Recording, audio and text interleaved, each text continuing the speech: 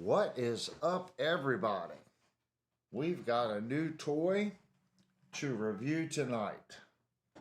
We have a Schecter. This is the Avenger, and I think, Linnell can correct me if I'm wrong, I think this is considered the Bloodburst. You're right. Is that correct? Mm-hmm. Okay, Bloodburst color. Kind of cool. Flame maple top, and it does the exact same thing on the back. Some manufacturers now are doing a detailed top, and then when it gets to the side and they have this binding like this guitar has, then they just mono paint the back. So they did put the binding on it, but they gave the exact same treatment on the back. The only difference is it doesn't have the flame top on the back. So I kind of dig that it's done that way front and back. We also they did a flame maple neck on it. This is a live review. So if you've landed on this and you expect me to plug it in, jam on it, and tell you it's great, you have landed on the wrong YouTube channel. Here at Music and Gear, we really try to do a detailed review of the guitar. Now, we're not going to take the neck off the guitar. We just can't get that much crammed in a 2-hour show. But we are going to double check all the specs on the guitar. We're going to look at the fit and finish on this guitar. And that'll give us a general idea of what you should expect if you decide to order this. Now, I have no affiliation with Schecter whatsoever, but down in the description in the video, there should be a product link for this, okay? And I'm not sure if it's Guitar Center or AMS or Sweetwater, but we do get a kickback if you decide to purchase one. Click on the link, support the channel, but I am not affiliated with Schecter. And just so you know, if this is a POS, we're about to find out. Now, if we find problems and you still want to purchase it, that's great. At least then you'll know what to expect. That's what these reviews are about. This channel is here to offset all the other YouTube channels that find nothing wrong with any instrument. I don't care what amount of money you spend. Even $3,000 guitars have issues sometimes. Same with budget guitars. Like I said, we're here to offset that. Now, this guitar is $400, okay? Budget guitars, I say, go from $100 to $400. That's a budget instrument. In today's market, believe me, that's a budget guitar. Anything under $400 is a really inexpensive instrument. So let's see what Schecter offers, okay, at that price point. Because if you buy a budget guitar, a West Creek, an IYV, a Leo James, a Grote for $200, and you put good tuners on it, and you change pickups, and you do this or that, you'll be at $400 before you know it. Plus, you'll have all your time in it, okay? Your time is valuable. So let's see what $400 at Schecter Guitar Research gets you. The first thing we like to do is we want to go over the fit and finish on the guitar. We look and see if there's any scratches, dings, dents in the guitar. Now, of course, yours could come damaged. We all know the FedEx guy and UPS guy sometimes uses our guitar boxes as footballs, so we really can't go by that. But what we're looking for is manufacturing errors, where there might be glue lines showing, bad routing, bad install on the trim, poor workmanship, if that makes sense. Because these are production, what I call fast guitars. They're made fast on an assembly line. So if one has a glue line, odds are they are all going to have that glue line because they're built quickly. Okay, this guitar has a high gloss finish. You know, right now we see a lot of matte finish guitars hitting the market. You know what I've noticed with the matte finish, when you play it right here, you'll end up with like a little gloss spot where you've been rubbing the finish. If you've had that issue with your matte guitar, go down and leave me a comment. Something I've noticed with a couple of our matte guitars, right here, they're starting to get a little polish, like a high gloss sheen to them from your arm rubbing the finish. And it creates a high gloss. So this already has a high gloss. The drawback to high gloss finishes, they show everything. They show dust, they show pick scratches. You know, there's pros and cons to both, but you can tell this one's quite shiny. It is high gloss, front and back. So on the top we have no arm carve. It's what I call a slab cut on the top. We do have a flame maple veneer top, and it's quite sharp. Now looking at it, checking for morph, and that means the grain will shift as I move it in the light. It has very little morph. So that means that this is a very thin veneer, and I would expect that on a budget instrument. It's probably a little thicker than a 32nd of an inch, but definitely not any thicker than that. They have ran a binding all the way around the top edge, and that's to hide that laminate where they glued this top on. I'm going to run my finger around it and see if I feel any missteps where they didn't get it cut down even to the body. I'm also feeling the side.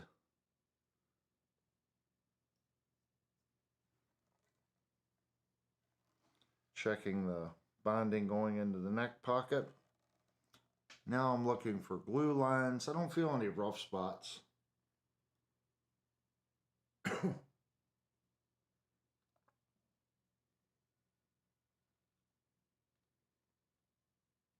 It's very nice. The advantage to a black binding, if you decide to do black binding, if the manufacturer's smart, which these manufacturers are, they're building a lot of guitars very quickly, they're going to use a black epoxy. And if it didn't bond directly and tight to the body, they didn't get it clamped, that black epoxy, once you clear coat it, it's almost going to make any imperfection completely disappear. I'm not saying that's what they did here, but as a manufacturer, that's what I would do. Looking at the clear coat finish on the top, I can see that it has a little edge to it. And it is polished to a mirror finish. There is zero orange peel. And I'm looking at the reflection. It's like a mirror. The polishing is really, really, really, really good.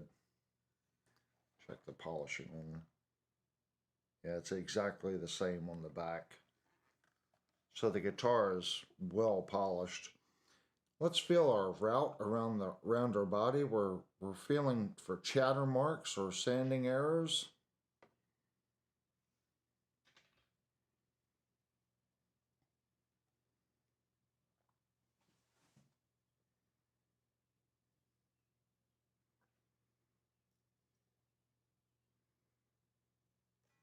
One sanding error right here. I mean, no one would really care about that, but I do feel a little spot right there. And that's from the DA sander where they touched it up. But everywhere else, I was getting ready to say it is stupid good. You can tell if something was hit with a DA sander, it'll lose its sharp, flat feel. It'll get a dome feel to it if it's been touched up. It's really good. Way better than it should be at this price point. Let's look at our back. They did give us a tummy carve. That's the only carve on the body. And they've broken this edge right here, and it's pretty deep. It goes all the way from the horn all the way to this corner right here.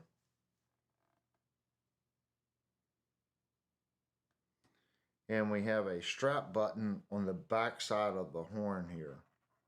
It feels tight. Where's the other one's on the edge? It's tight. We do have 4 bolts holding the body to the neck, and they have been recessed into the guitar. And the top of the screw is pretty much even with the top of the guitar, but the ferrule is set lower.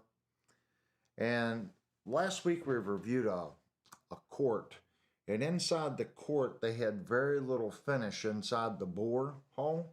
If you go back and watch the video, if you look at the bore hole, it's almost white in there. That's not polishing compound. It's where the spray didn't get in the hole. Looking at this one, it's not as red as the top, but they did get color in there. And I'm not seeing any compound buildup in the holes. So it's nicely done. Feeling the screws. Yep, they're good. Sometimes when they're putting the guitar together, the screwdriver will slip and that'll damage the head of the screw and give it a sharp feel. These are good. As far as a round over on the guitar, it only has an 1/8 inch round over. You know, so they've just broken this edge all the way around the guitar. It's very utilitarian except for the belly carve.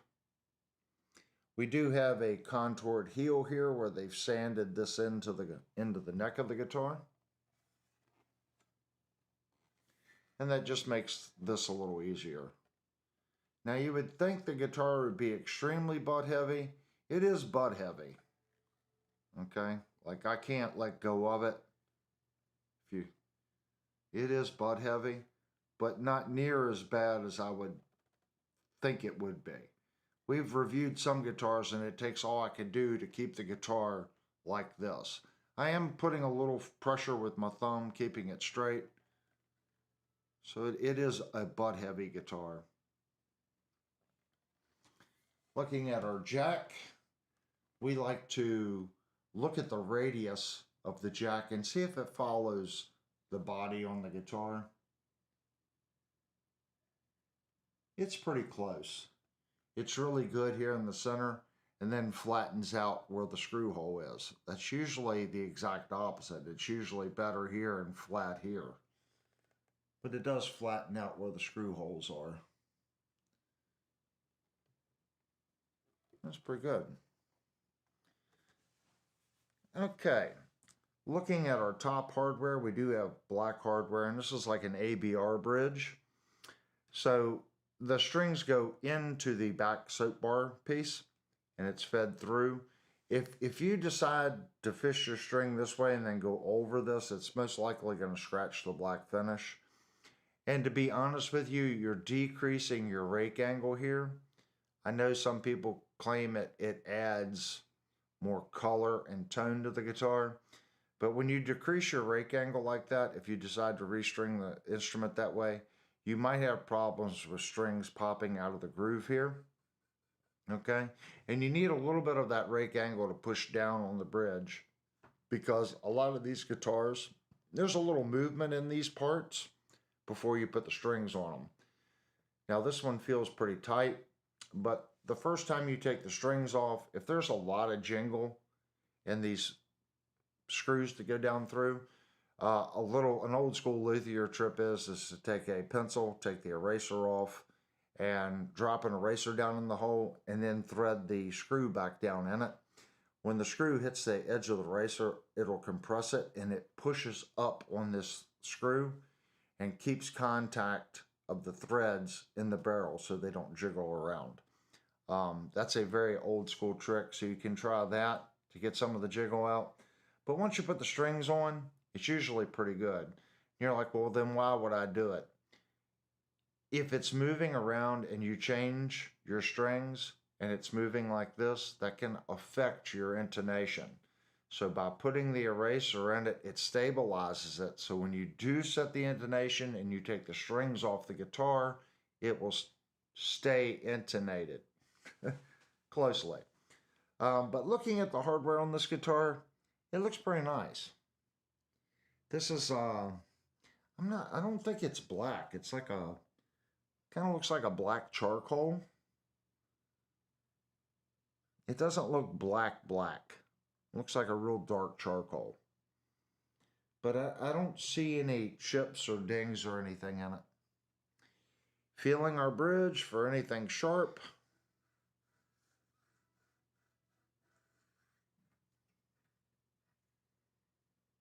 Everything's nice and smooth. Our intonation screws are on this side. So if you look at where this pickup is, you're going to have to get your screwdriver right onto the edge of the pickup. You may have to lower the pickup down to the pickup ring to get in there to set your intonation, because there's very little room there between the adjustment screw and the pickup. All right, let's check our control pots. The volume and tone feel the same, so I'm going to say it's the same pot. I don't feel any push-pull. Nothing's pulling. They're very smooth. It's not friction-free, so there is a little friction there, but it's not like gritty. It's a very smooth pot. I prefer this feel. I know some people like the friction-free, but I prefer this feel and this drag, I guess you could call it. Feeling our switch.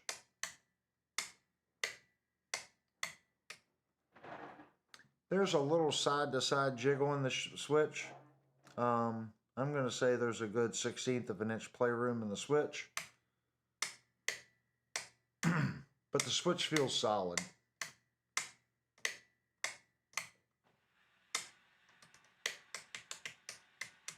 Feels pretty good. Okay. Let's go down our neck. I'm going to go run my fingers down the edges of the frets.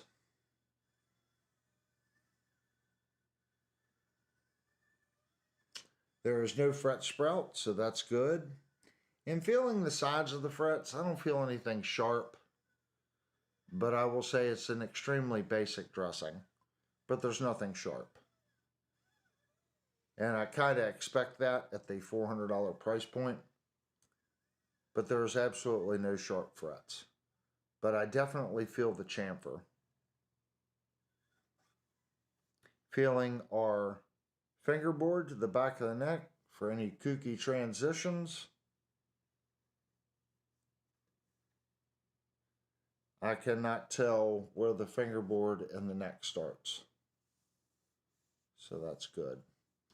Now, I don't know what they call this inlay. It's really not like a shark tooth or anything. It's kind of cool. Let me switch cameras here and I'll get you a close-up view of that.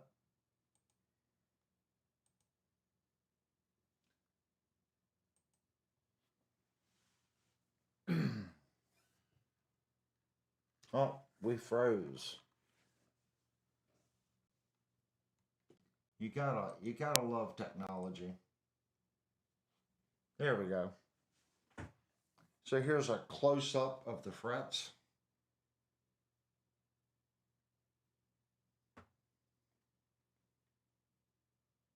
It's quite sharp.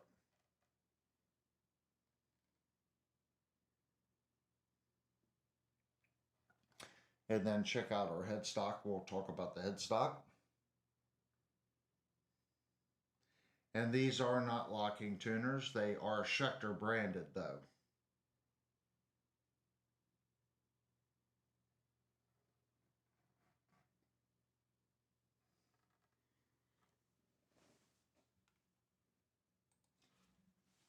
So looking at our headstock, feeling our neck, our back of the headstock here, we're feeling for inconsistencies in the sanding. Headstock feels good. And it does have a mini volute right here, but it does have just a little bit of a kick out. Just a little bit. And we do have a scarf joint. So if you're not into scarf joints, you might not like that, but there is a scarf joint on the neck. Feeling the back of the neck is smooth. And the consistency of the sanding is spot on. It would take very, very, very little work on this neck to make it like glass. It's very good from the factory. It feels nice. But the consistency is what we're talking about. The feel across everything is consistent. It's well done. Now, I've already played with the tuning keys. If I have to rate the tuning keys, I would say the Ibanez tuners they put on the cheaper S models and RGA models feel smoother. These have just a little grit to them. I'm not saying they're bad, but they're not really, really super smooth. This is probably where they've saved a little bit of money. Okay. And that'll bring us to the next part. Let's check specs. So let's look at the specs of the guitar. And it always helps if I have the right window open.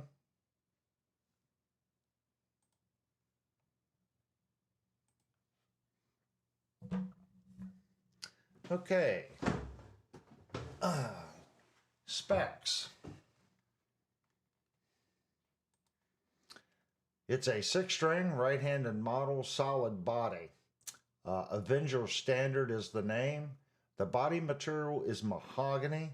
Top material is flame maple. They're saying body finish is satin. Well, we've already blown that out of the water, so that's incorrect. It is a high gloss body finish. Now the neck is a satin. Color is bloodburst. Neck material, roasted maple. Neck shape, they're considering this to be a thin C. It is a bolt-on joint. And they're claiming 14-inch radius. And I'm happy to see this. Rosewood's coming back and the Indian laurel is starting to disappear.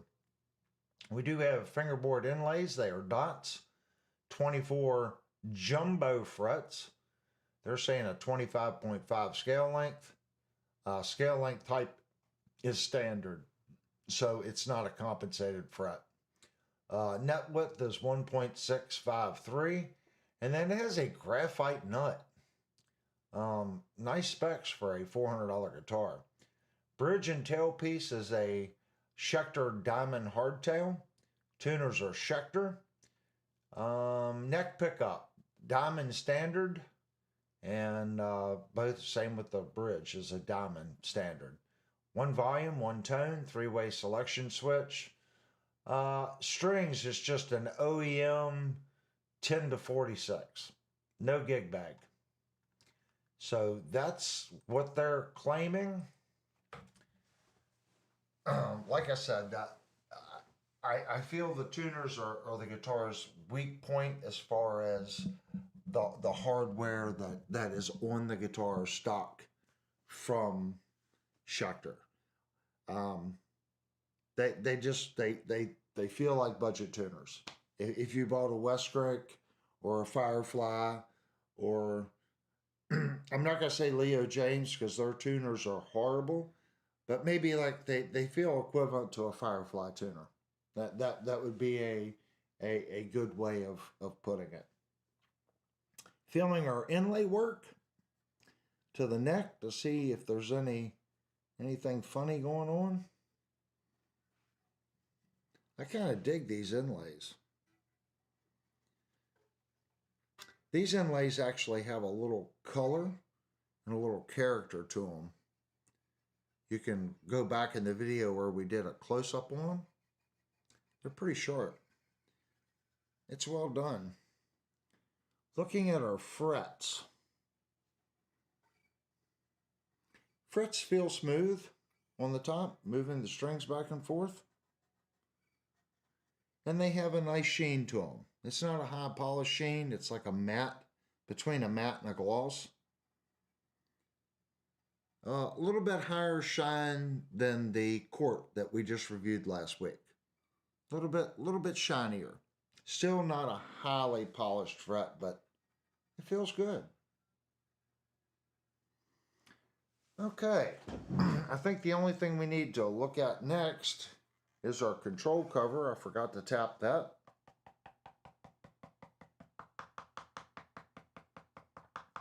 You can hear there's a little bounce right there. But they do have 5 screws in the cover. And the cover seems to follow the guitar really well. And it's about a 32nd of an inch below the body. And we do have the Schecter set up to play by the person that did it, 64. And then someone else, number 66, did the quality inspection on the guitar. So you got the little Schecter labels. 1 screw in the truss rod cover, and that just says standard on the truss rod cover. All right, guys, that's gonna pretty much cover our fit and finish. Well, let's look at the pickup rings. Oh, we gotta check the pickups too. Boy, they snap right back. Gotta take this plastic off.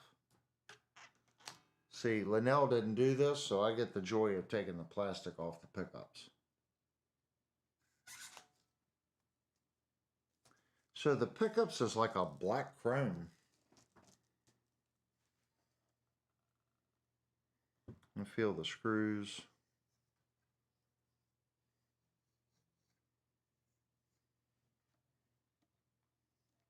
Pickup rings are down tight, even on the guitar. And it should be. This is a flat top guitar, so there shouldn't be any issues there. Okay.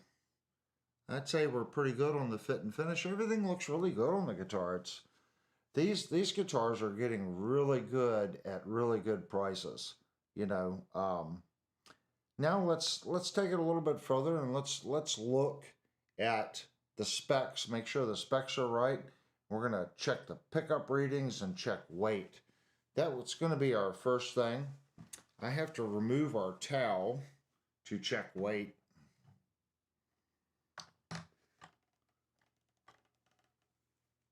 Let's get it over on pound ounces.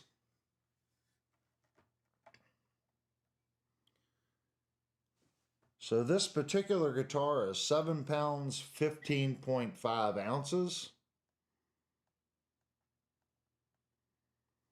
Or 3,612 grams. So that is the weight. And if you're one of the people, I did get on Sweetwater. The ones they have on Sweetwater look like they're varying between 7 ounces, give or take, plus or minus 7 ounces. So you could probably find one at 7.5 pounds. This is a pretty large body on this guitar, and it's maple, not maple, mahogany. So mahogany is one of those woods at the shop. You can pick one piece up, pick another piece up, and there's a noticeable difference in the weight. So just if you're hunting for a certain weight, I'm sure there's one out there. Mahogany does really go back and forth on the weight. What should we do next, guys? Let's get some pickup readings. Everyone wants to kind of know about the pickups.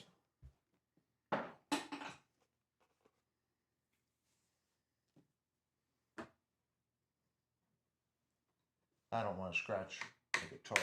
Make sure we get it in the right hole there. And we are going to switch cameras because we have other cameras. Add some character and flair to this review. If it wasn't for my awful cameras that go gray. All right, we're going to turn our volume and tone all the way up. We're going to 20 k-ohm. So in the bridge position, volume and tone all the way up, we have 13.17. Henrys and inductance, we have 5.98. So that's a little under half. Yeah, it's a little under half. In our center position, we have 5.74. Henrys and inductance, we have 2.74. So again, that's a little under half.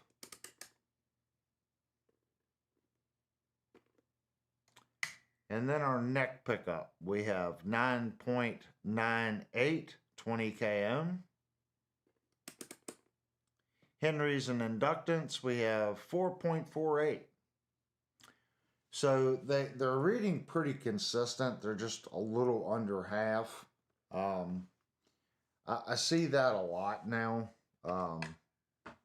But like I said, readings don't tell us everything. If they still may sound great or they may sound awful.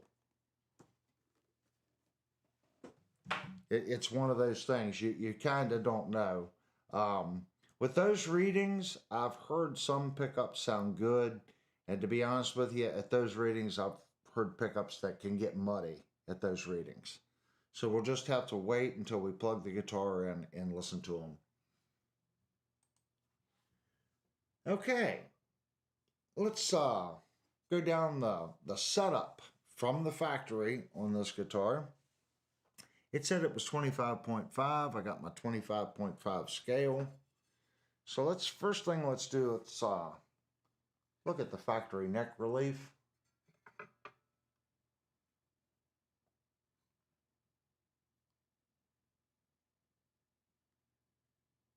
It does have a little relief.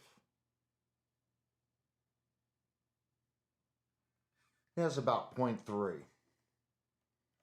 So it's pretty straight. Now I think they said it was a 14-inch radius. Look at that. My 14 was right on top. That was not scripted or planned.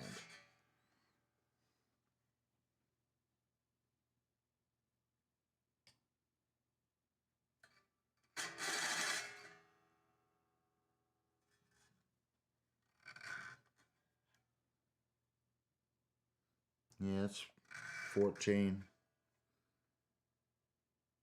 Now I'm just kind of checking a bunch of different areas to see how the sanding was done on the neck. Checking on top one of the inlays.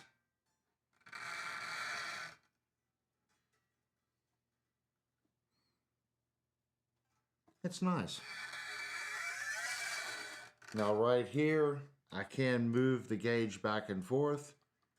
So it is not set up from the factory, you know, stupid low.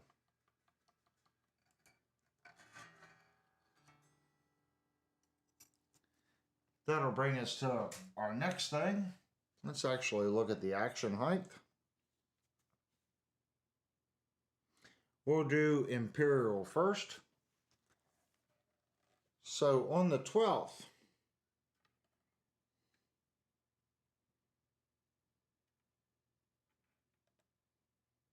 it's lower than I thought it would be, is 0.060, low E.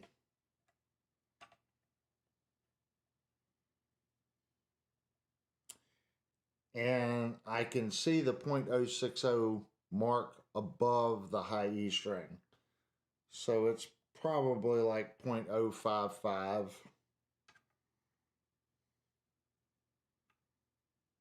Yeah. 0.060, I see the mark under the string, and I see the mark above the string on the high E.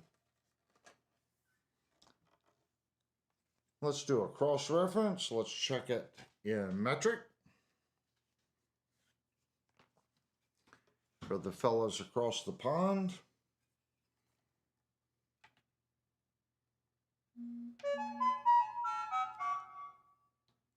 And I see 1.25. So it's probably actually like 1.3 on the low E. High E,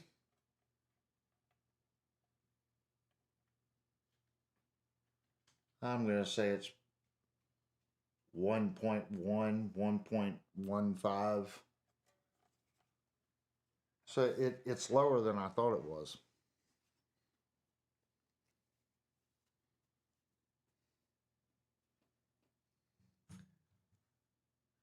Okay, let's get some measurements on the neck. I'm going to loosen the low E.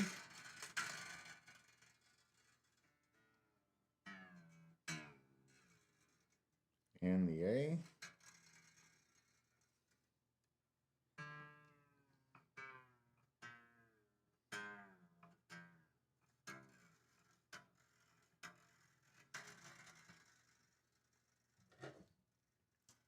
Okay. I'm going to start out millimeters this time. So at the nut,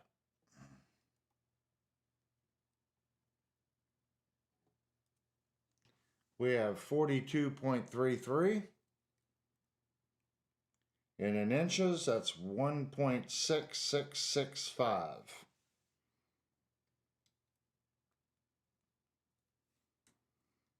At our 12th,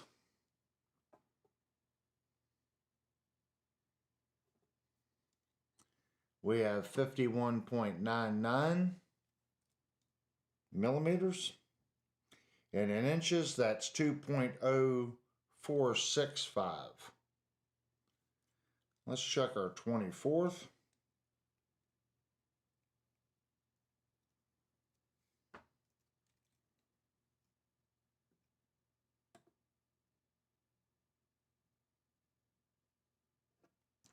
At the 24th, we have 56.86 millimeters. And in inches, that's 2.2385. Now let's try to get some thicknesses. I can move the neck over here a little bit.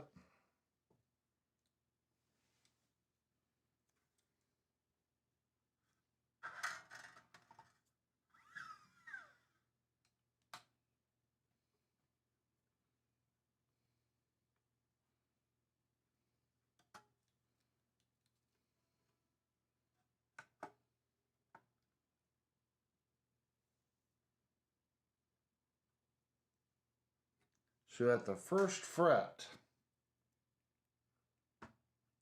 we have 20.66 millimeters thick. In inches, that's 0.813. Let's go up to our 12th.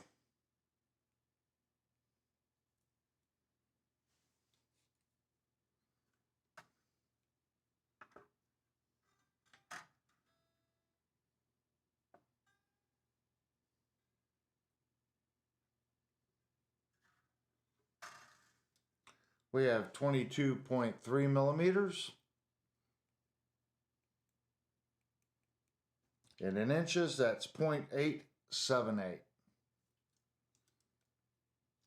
So it is definitely cut to be a modern shred type guitar.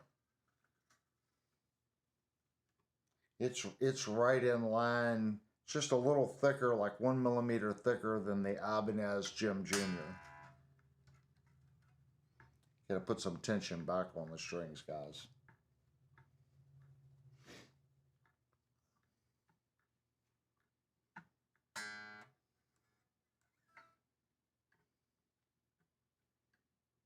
It'll help us when we go to do the demo. At least I'll have a little tension on them when I go to retune it.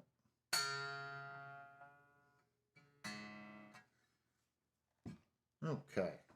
Actually, let's go ahead and bring it back up.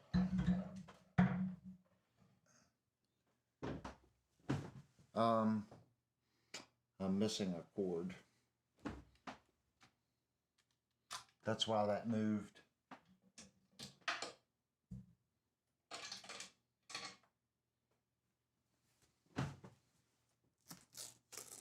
I put these little wraps around on my cords to try to keep things organized. And this has a spot where it wraps through the first hole. Yeah, don't do that. It's very difficult to undo the Velcro. At least I have problems getting it undone. Let's get it close here for a second.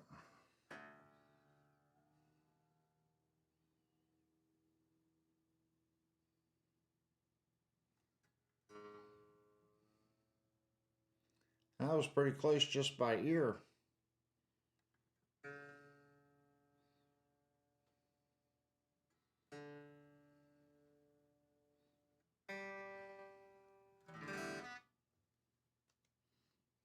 Don't expect me to do it that close again. I got lucky. Okay. I can't go into squirrel mode. So you guys will just have to persevere through checking the frets. And I do this on every live review, and I'm sorry if you've heard it and I sound like a broken record. If you're watching a YouTube channel and they put the tool on it and they're doing this, odds are he's not really giving you an accurate reading. To use a fret rocking tool, you have to place the tool on 3 frets only. And you have to apply pressure like this. Okay? And you have to double check the fret by forcing the fret rocker to move. If that fret rocker will not rock by applying pressure back and forth, those 3 frets are level to they're level within this space, if that makes sense. This guitar has a little relief on it, and this distance is 25.5 inches, and we're only checking a maximum amount of space, this amount of space. So don't let someone tell you, 0.5 millimeters of relief is going to throw off your fret rocker. The fret rocker is a very limited tool as far as precision. You can be off a thousandths here, and it doesn't translate. You're not measuring enough distance to pick up the relief on the guitar. So keep that in mind. Learn how to use your fret rocker and just pay attention how I'm doing it. I'm moving to the string. I check the center of the string, go to the next string, pick it up, and repeat all the way across the guitar. If there's very little rock in it, you don't really need to fix it. What we're trying to do here is we want to see how much time was spent on the guitar. This is a $400 guitar. It's what I call a fast guitar. This is where they cut corners, is hand time. All this machining that we talked about earlier, that's NC work. That can be refined over time as they learn their material, their bits, their feed rates, their spindle speeds. That will always continuously get better, okay? And the more guitars they build, the better they become at it. Hand time is something where they're actually paying a tech to do it, and employees come and go. So it's the most costly thing in the plant is physical hand time. And leveling frets, crowning frets, and dressing frets is all hand time. So this is where they save money. So let's give this Schecter a once over and see how good or bad it is.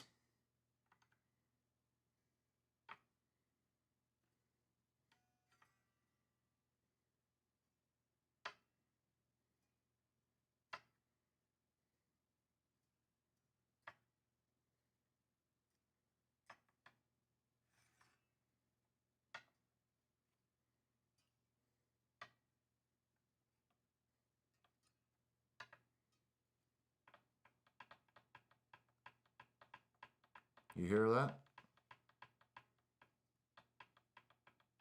Right there. It's solid, solid,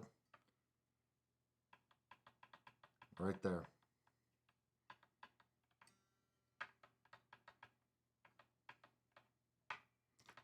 3rd fret from the D all the way down.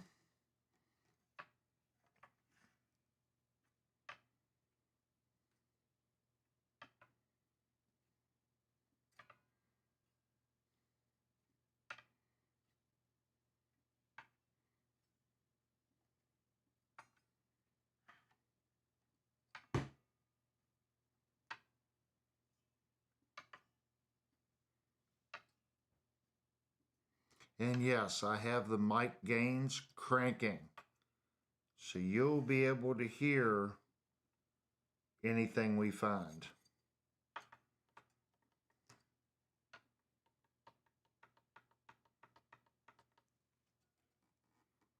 Sixth fret above the low E.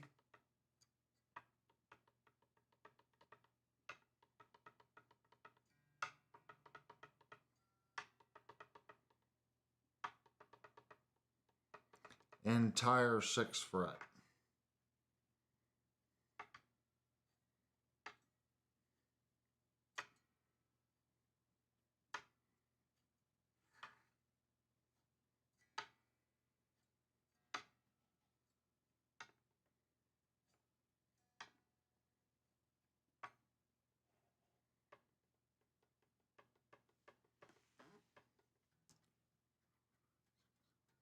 Ninth fret below the high E.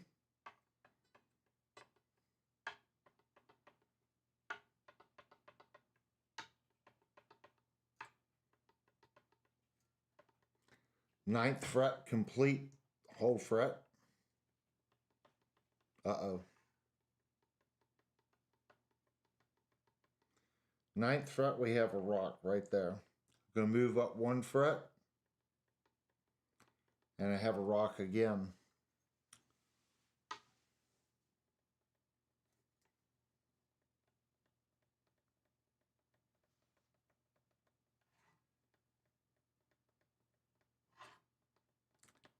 It's not much, but it is there. So that means someone's a little too aggressive with the polisher or the sander. So we have a low fret.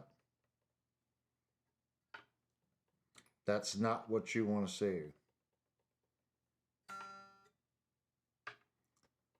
So 9th and 10th. And the 10th fret is rocking in the center. Yeah. So the center of the 9th and 10th, there's an error here where they've went down too low.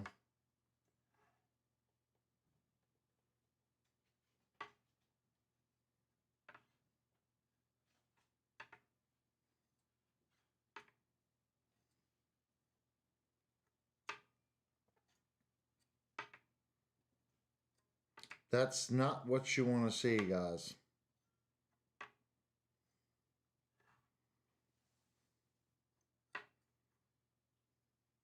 It's not horrible.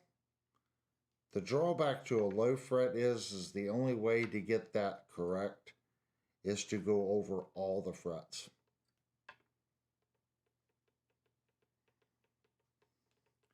Fourteenth fret below the A.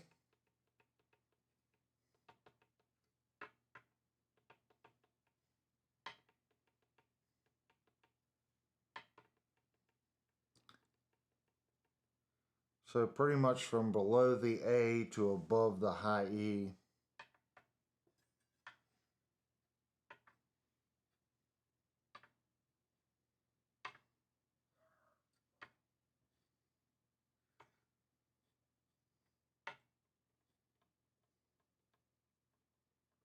Just a little bit right there.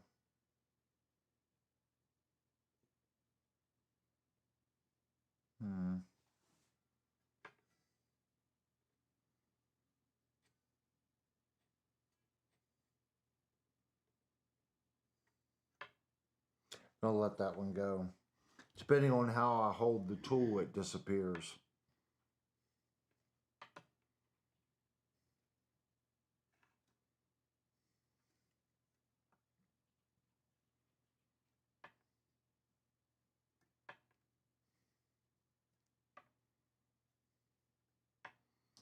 Like I said, our new wing rack settings, to get it to come into OBS right, it's cranking the preamp gains. 18th fret below the E, low E.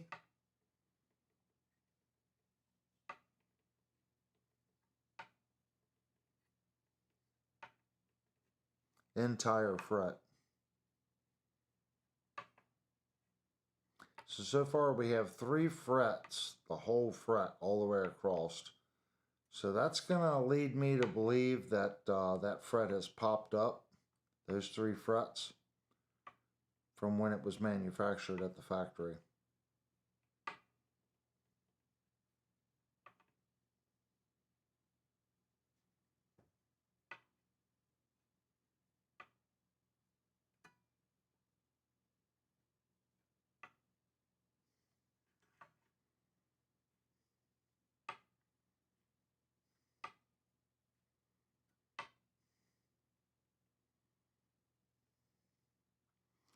Ever so slight right there below the low A. And it continues up to the low E. 22nd fret we're on now.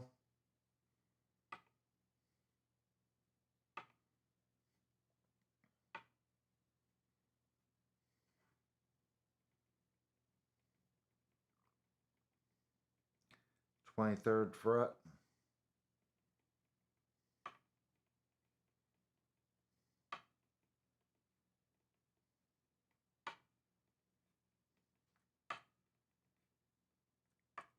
The whole 23rd fret. So I think there was 4 or 5 whole frets and then 2 spots. So that's like 6 or 7 spots. Not too good. Like I said, I'm kind of curious to see where was some of the spots here. Here's one. Yeah. I can physically see the gap under the fret.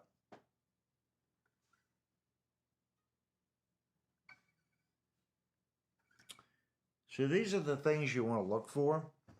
If you bought one of these guitars and you noticed you had the same issue, and if this is something that's arising on these guitars, the whole fret. It's not one spot where the call didn't push it in, it's the entire fret.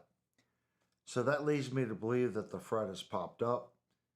So at the factory, they may or may not be applying a bead of CA glue in the kerf before they apply the fret. Usually if they put a little CA in there and they press it down right, the fret doesn't move. So these frets may not have CA glue down in the fret. Yeah, I can really see that one.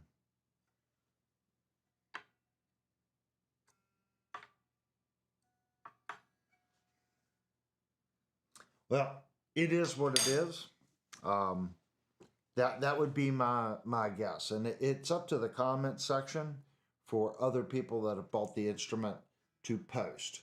Did you have a couple frets that were completely, high? Did you notice that one of the frets had raised in the guitar? Because we definitely have 4 or 5 on this guitar that have raised, and I can see the gap under the fret to the fingerboard. The amount of rock, there was at least 2 of them was bad. The other 2, it was bad. It was rocking, but there was 2 bad ones that could technically interfere with the fretting of the guitar. We'll have to find out once we play it. But I've checked other guitars, and if it rocks that much, depending on the action, you can get some buzz and some, you get buzz. Okay, guys. Are we missing anything? I think we need to look at the electronics on the guitar. I am going to guess. Hey, Linnell, honey, Can you see that JSI screwdriver on the table? I don't see one. Yeah, there's one out there. It's on top of the table to the right of the laptop. At least it was yesterday.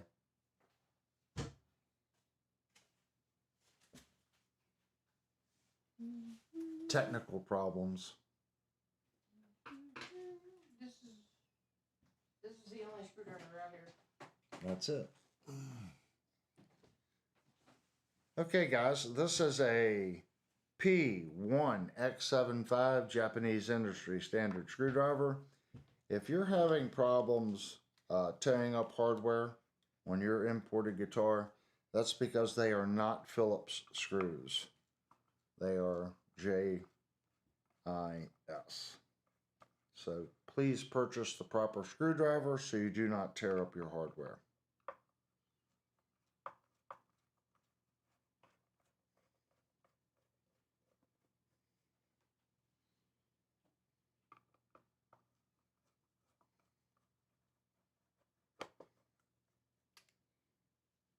I'm going to venture to say dime-sized pots.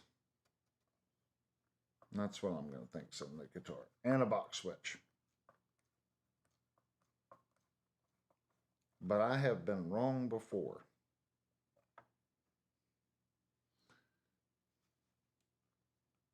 Well, I was 50% correct. Does anyone want to guess? Where was I wrong? And you're going to be surprised. This guitar has a CRL three-way switch on it. But we do have dime-sized pots. And there is a...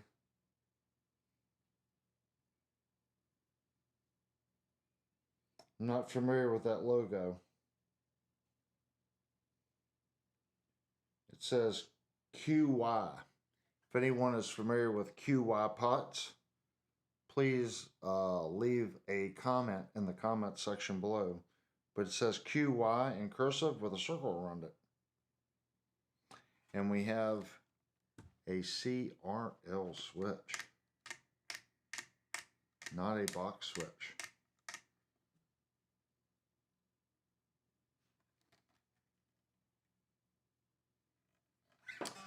Let's see if I can see the pickup leads here.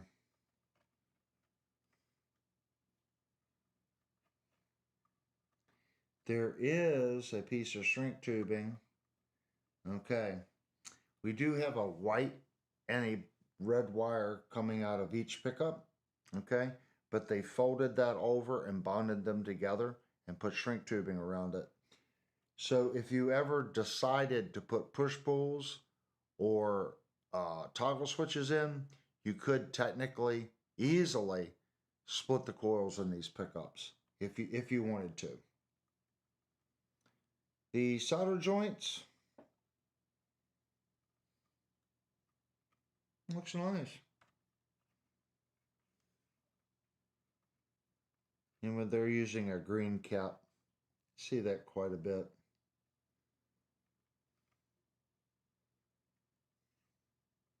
I don't see anything horrible in there, guys. The solder work looks nice, and I'm surprised to see a CLR switch in there. But remember what I said. If you got to pick between a cheap CRL and a high quality box switch, you're probably better off with a high quality box switch. There are cheap components in every type of component. So I'm sure that's not a Switchcraft CRL switch. It's a cheaper CRL switch, especially at this price point. I'm just surprised to see that style switch and not a box switch.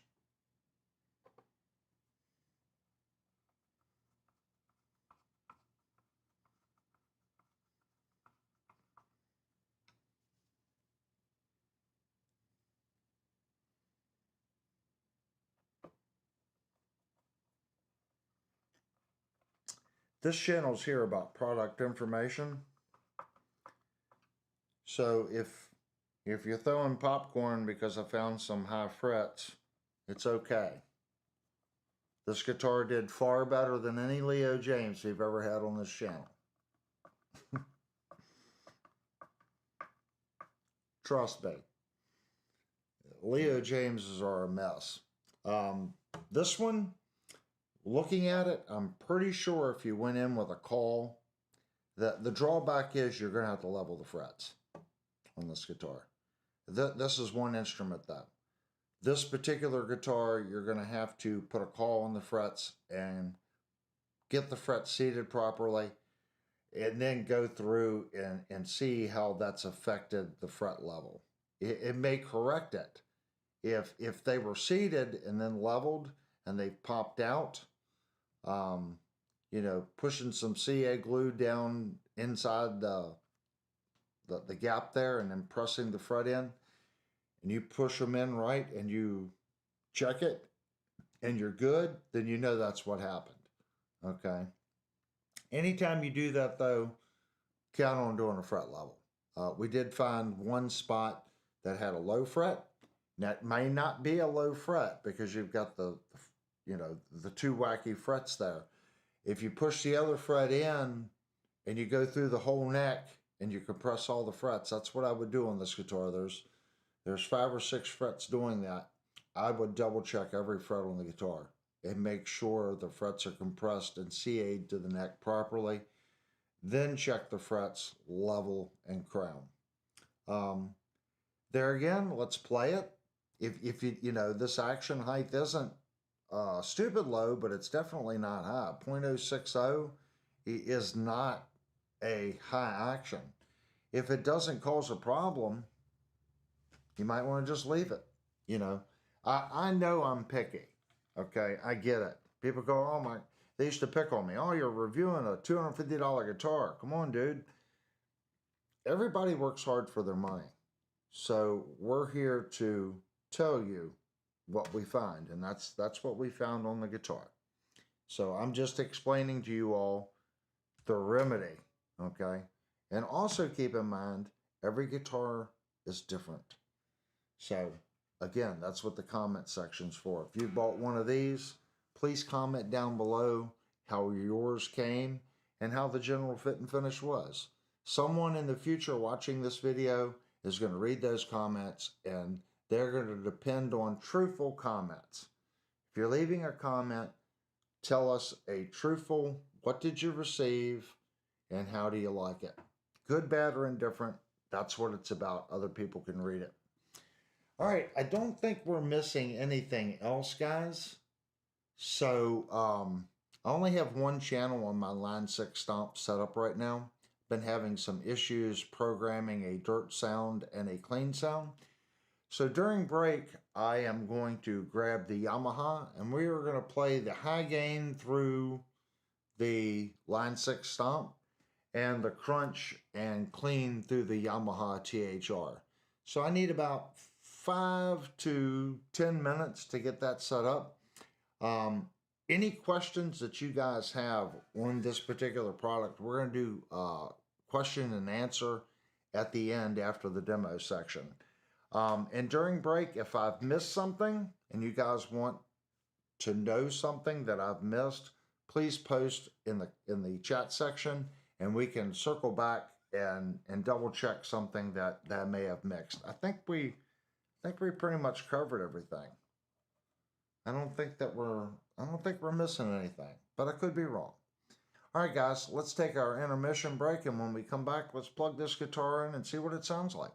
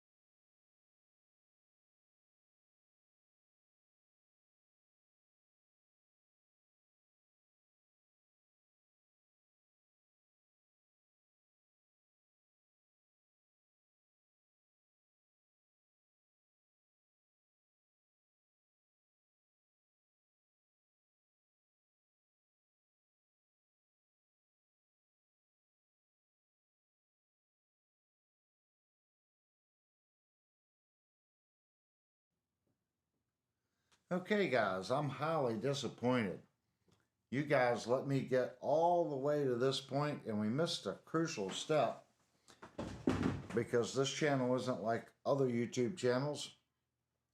We want to check the factory intonation on the guitar, how well it was set up from the factory, and the first fretted note. That's gonna check our nut, and we're gonna do the Brian test. And I definitely have to turn the gate up on Linnell's microphone.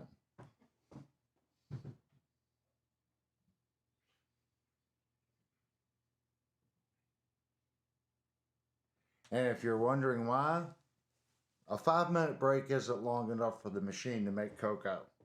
So I turned the gate up so you guys don't have to listen to the cocoa machine. Okay, I'm gonna switch camera angles so you can see the tuner.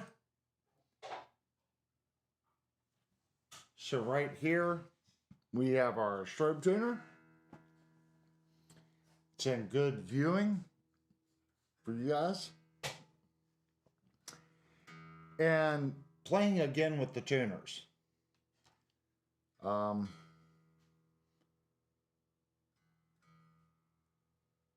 Jupe, I'm going to be sleeping in the backyard in the doghouse tonight. So if anyone has a cot, please come drop off a cot. The tuners are not good.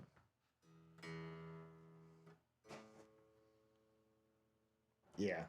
See, if I feel like I'm having to apply a lot of pressure to tune it, and then all of a sudden it turns.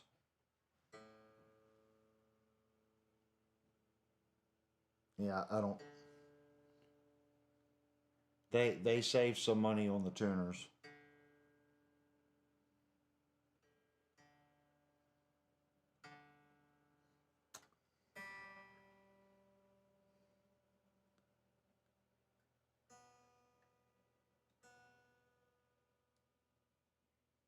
It feels like a budget brand tuner. Okay, we're going to start out on our low E.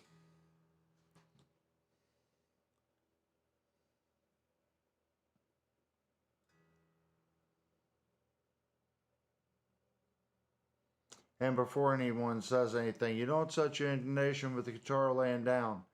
This is a good time for me to prove the concept here. Here's our low E.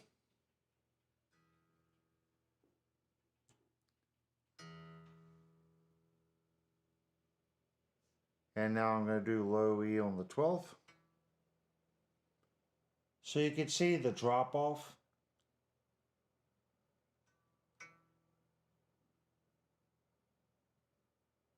Okay, the percentage of drop off versus the open. All right, now I'm going to pick the guitar up, and you're going to notice the low E does go out of tune. So now we're going to tune the instrument. It's just a little bit. Now I'm going to do the 12th again, and you're going to notice the exact same rotation. It is relative to the position. It's only like 1 cent, half a cent off. So if you're laying your guitar down and you're tuning it in this position, okay, and you set your intonation, when you pick it up, you're going to have to retune the guitar to be in tune in your playing position. But the intonation is going to follow. So that is a guitar myth. And we just proved it again. Now see, now it's sharp. So we're going to lower it just a little bit.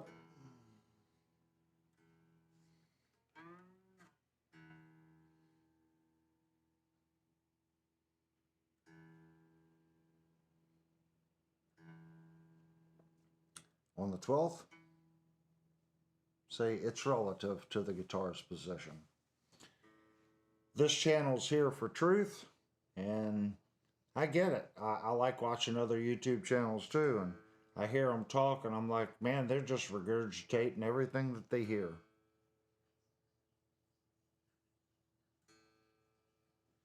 Sometimes we can learn by practice. What do you see in real life?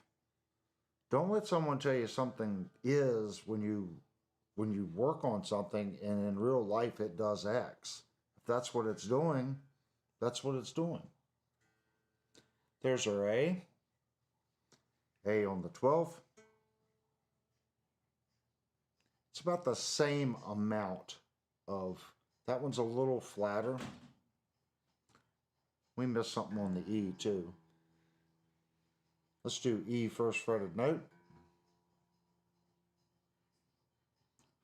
Actually, that's pretty good because we're slightly flat on the 12th.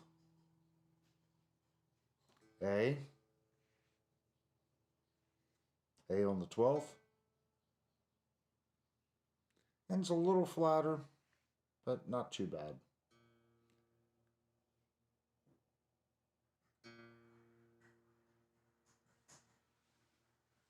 I mean, that's so close, I don't think I would mess with it.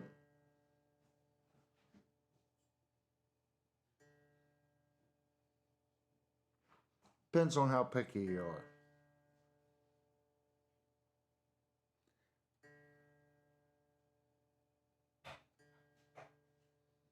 Yeah, I'm not a fan of the tuners.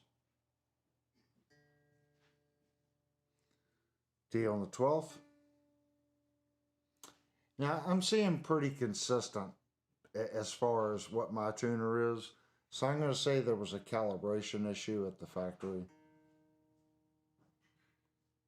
It's very consistent. They're all about the same out, if that makes sense. There's our G. G on the 12th.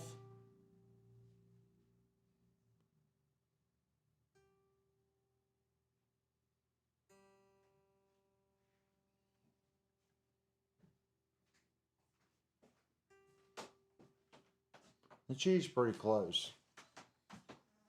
Thank you.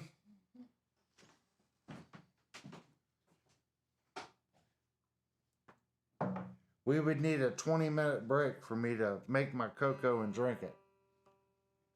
Let's go to the open, or the first fretted note on the G. Yeah, our G is spot on to my tuner. And we're just a fraction flat. And our first fretted note is spot on. So there's our B. B on the 12th. The B is spot on. The C is just falling a little bit. It's really good. There's our high E. And our high E is a little sharp. First fretted note. Just a fraction sharp. Let's check our nut here.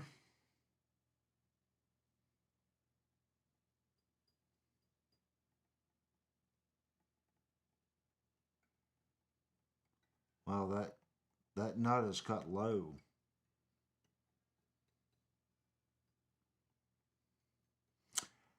It's cut to the point where I think if you went, you definitely couldn't put 8s on this guitar.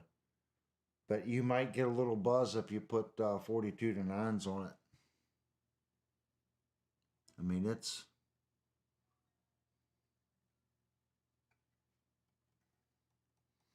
that's where you want it for that set of strings. So don't think that it's cut wrong. It's cut very well. All right. All I have to do, guys, is move this out of the way. I'm going to have to switch USB cables.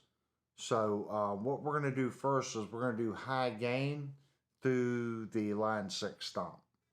So let me spin the cabinet over here.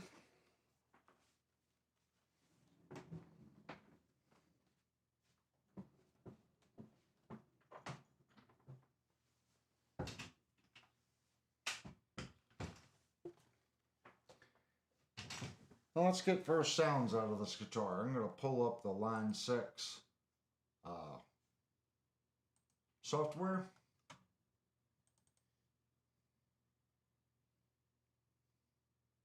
It is connecting.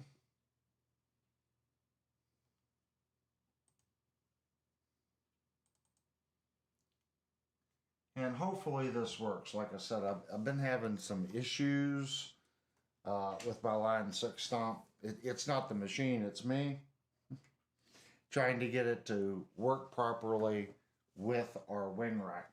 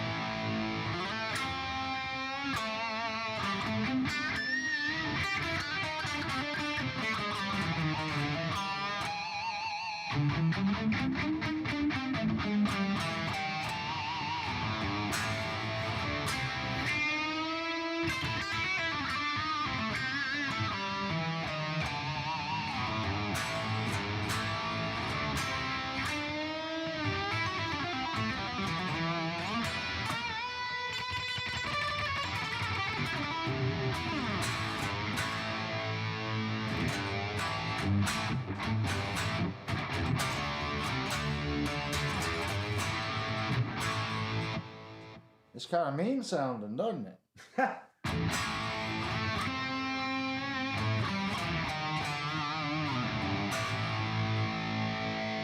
Check sustain.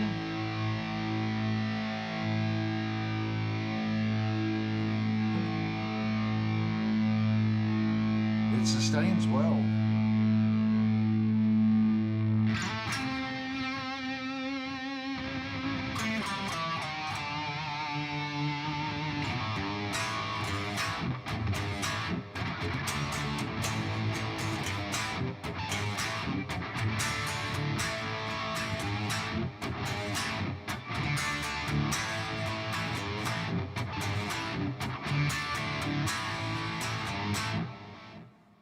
That's got a heck of a sound.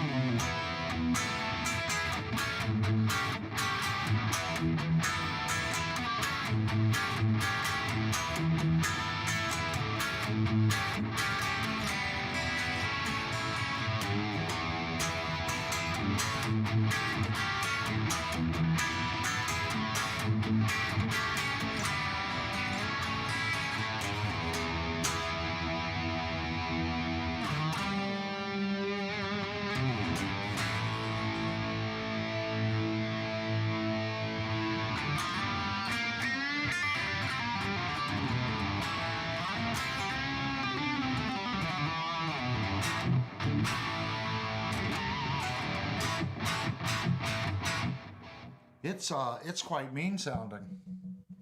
I will have to say that. It's got the bridge pickups mean. Sorry guys. I like the sound of it.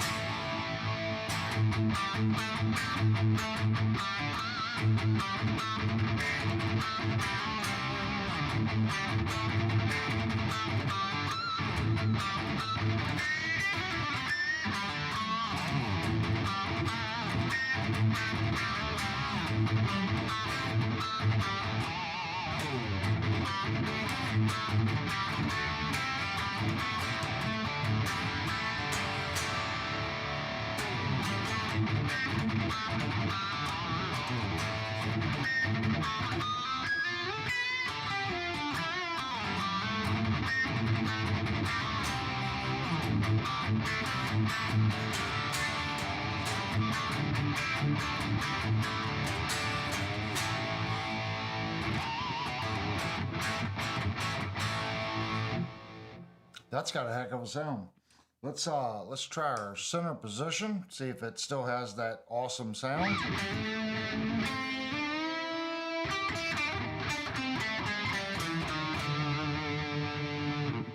Let me make sure we're not over clipping, and my phone has just been going to town today. Let's make sure I'm not over clipping.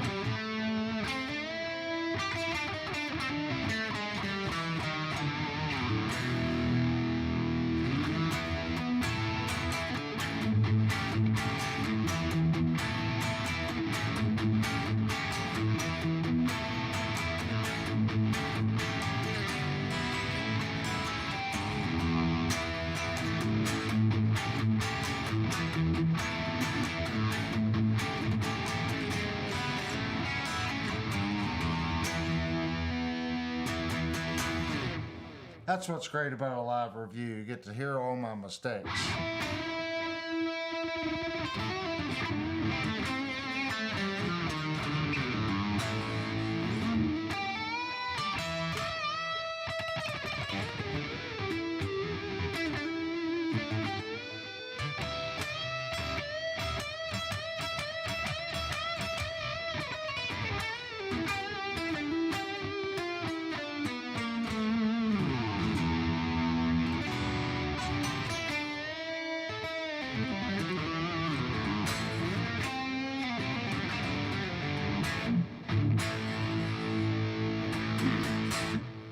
Sounds a little flubby, but I like it's got a little bottom end to it.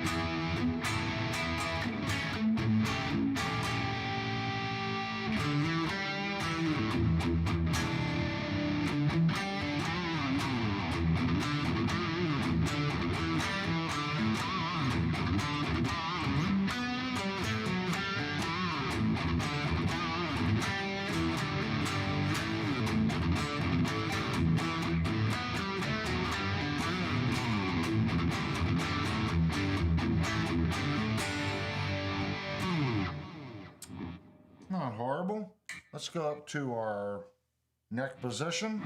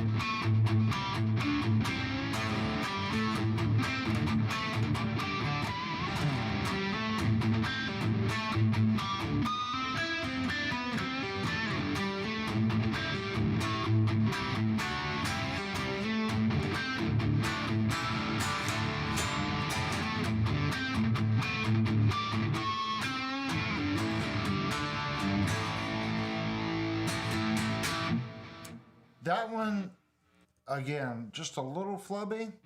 That's what I'm hearing on my end. Maybe it translates a little different on YouTube.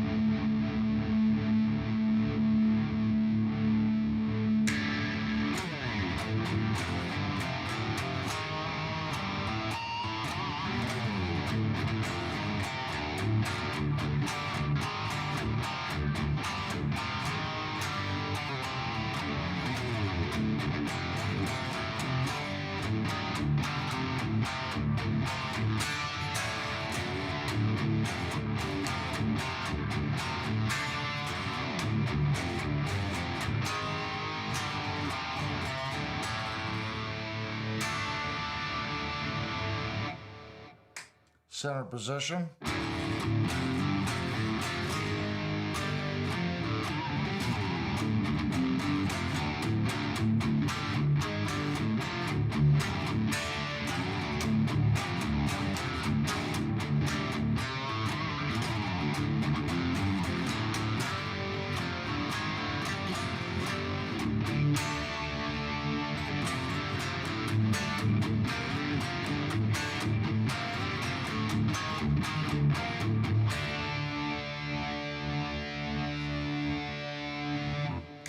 neck position.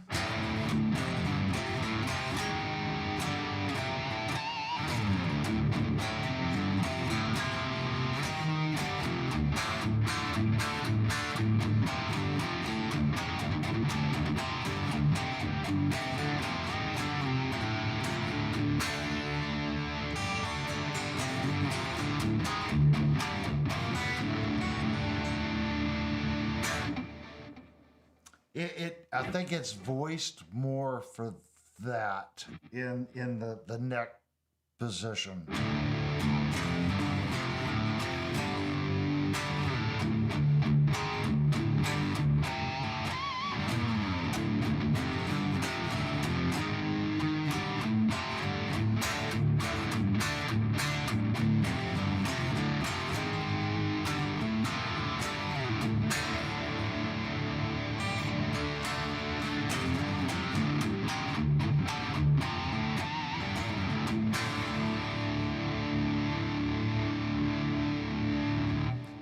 Definitely voiced more for that.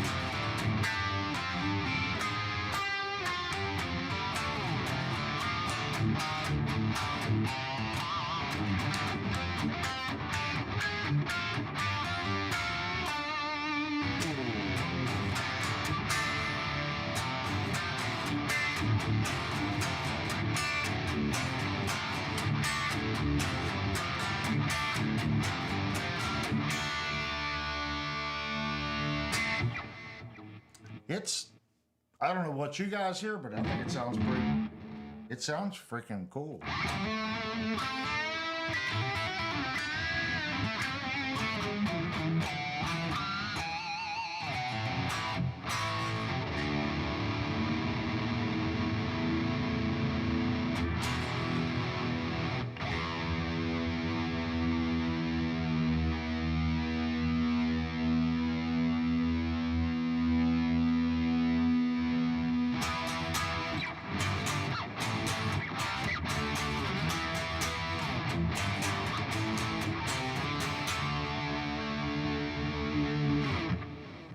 This sounds pretty cool.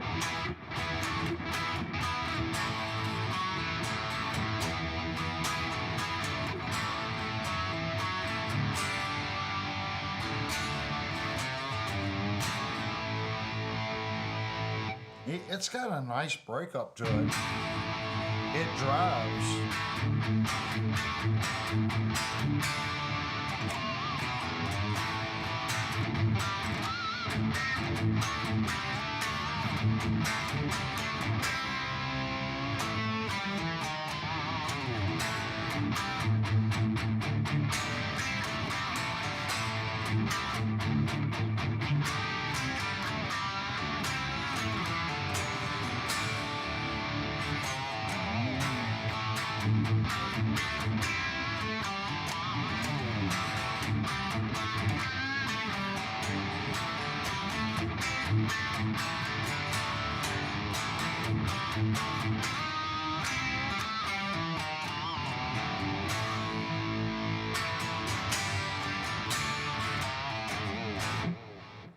It's got a heck of a sound. It plays nice too.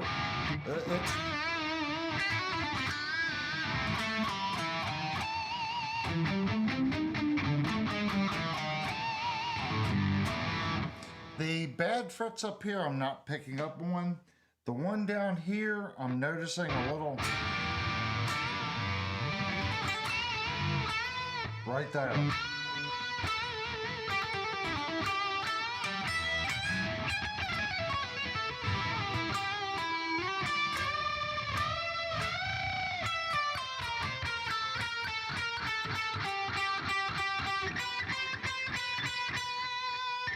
Yeah, right there.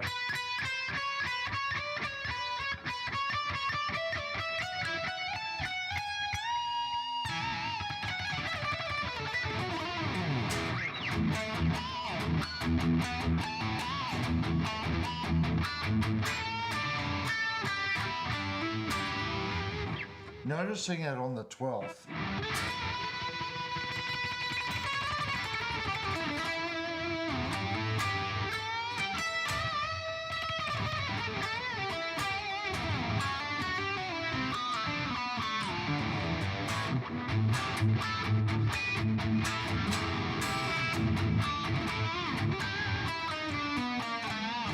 Yeah, right here.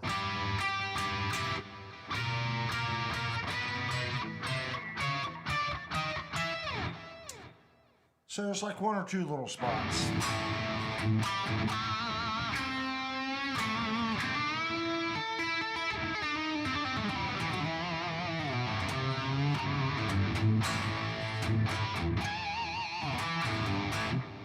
It's easy to get harmonics out of.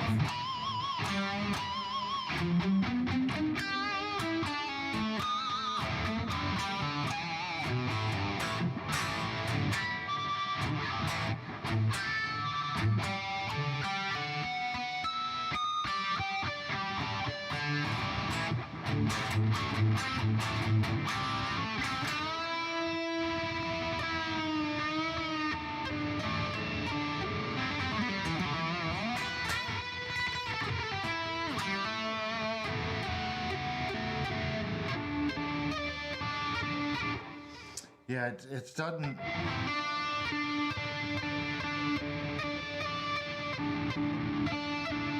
Not too hammer harmonic friendly.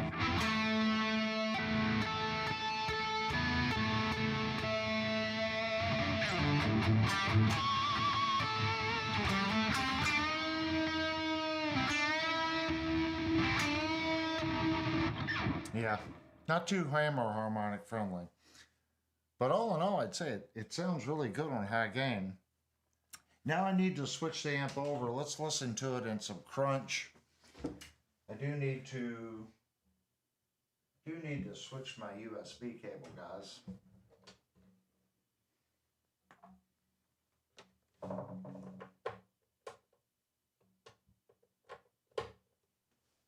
And I have to change my app.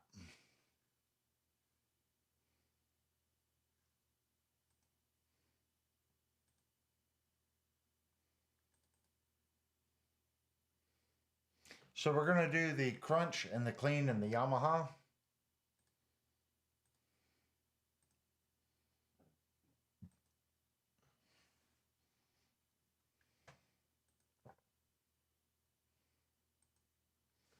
I didn't even have the other camera on. You guys were looking at me on the side. Linnell didn't say anything. Hey, you got the wrong camera on.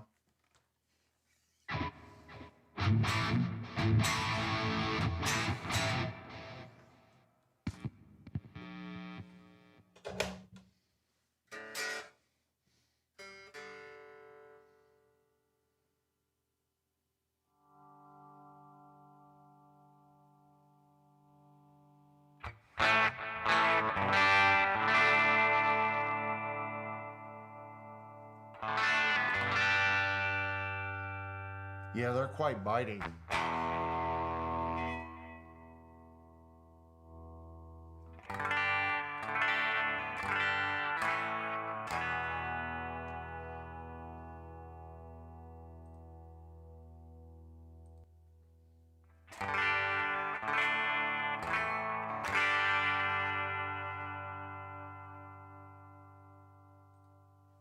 All right, clean sounds.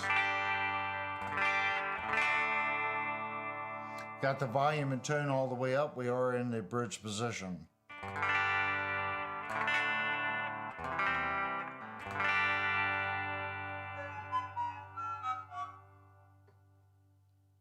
I'm going to have to remember to turn my phone off.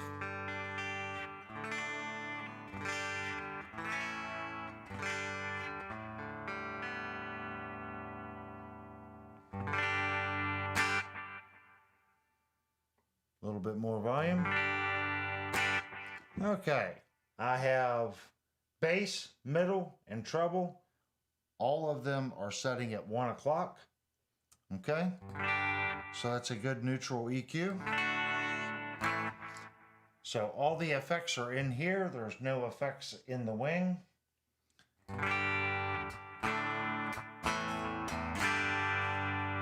Open chords.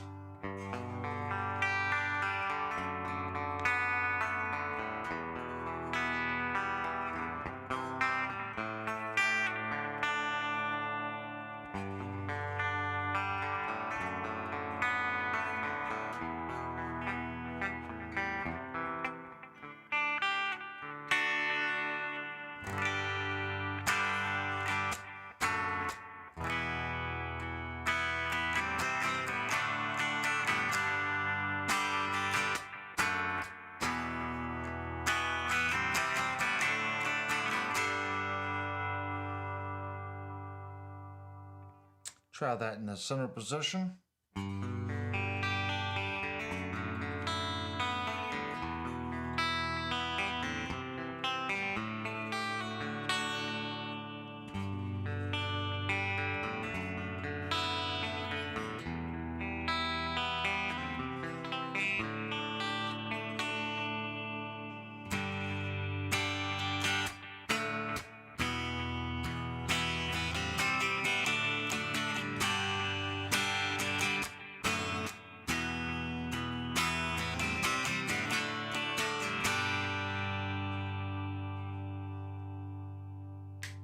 Neck position.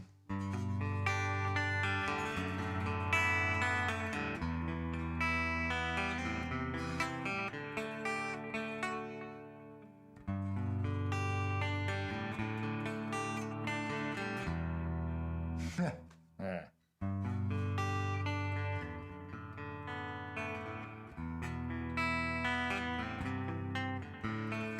Couldn't recover from that one.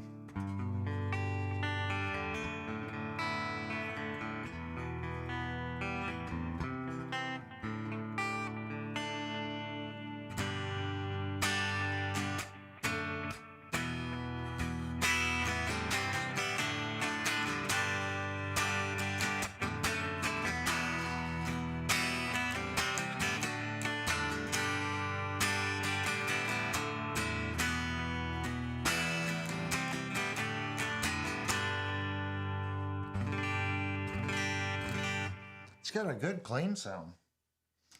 Let's go back down to our bridge.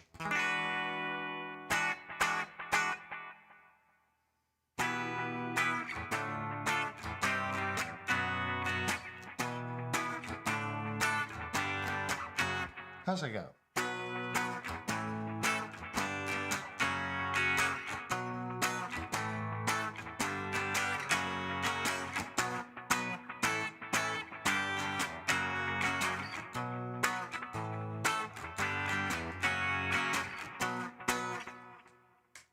Center position.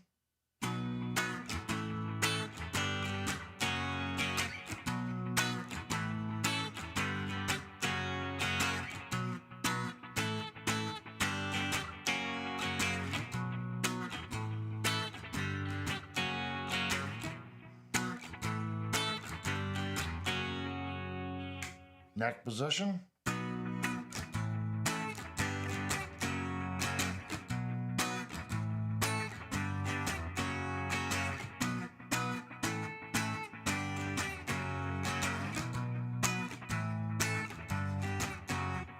It's got a nice airy sound to it.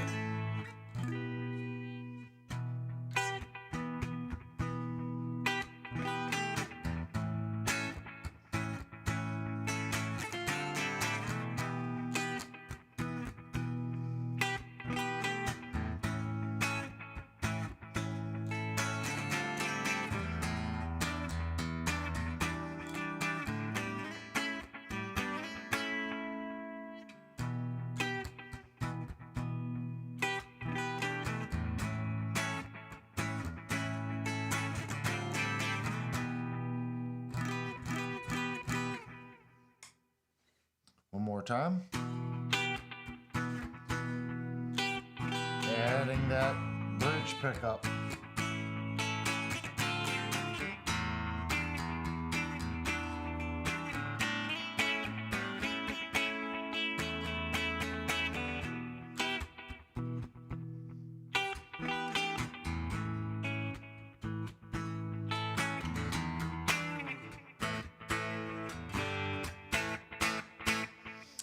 They're responsive, but they're not. You almost have to dig in just a little bit to get the pop out of it.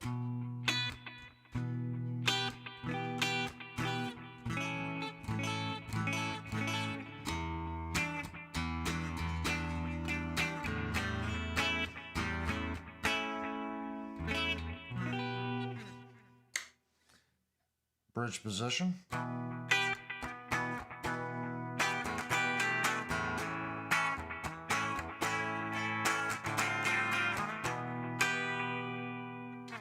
Control our tone back a little bit.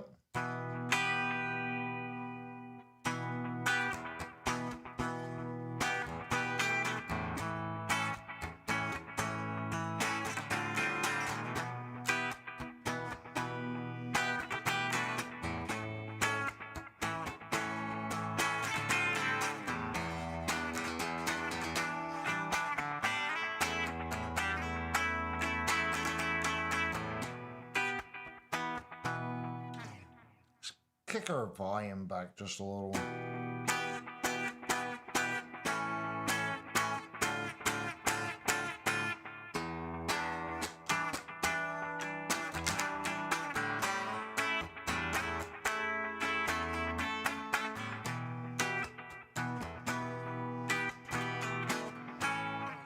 That instantly helped. The bridge pickup's pretty hot. Roll your volume back a little bit and you can take some of that out. Hopefully that demos the clean sounds a little bit. Let's move up to crunch. Double check our crunch settings. And we're probably going to have to turn the guitar down a little bit.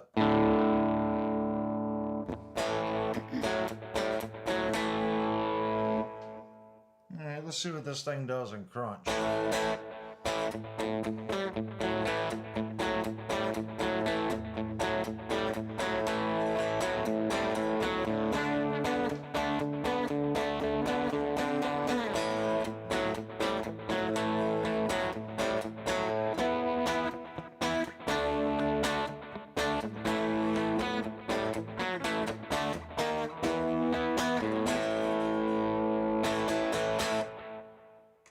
Up to our center position.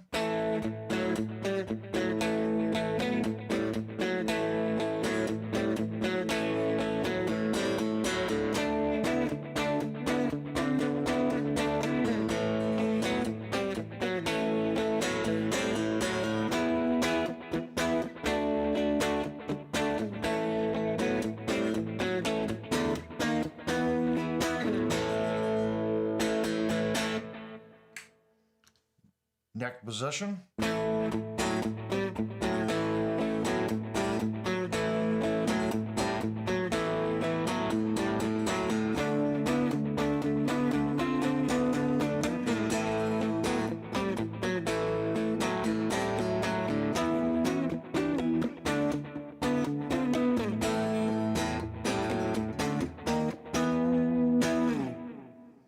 I kind of like it.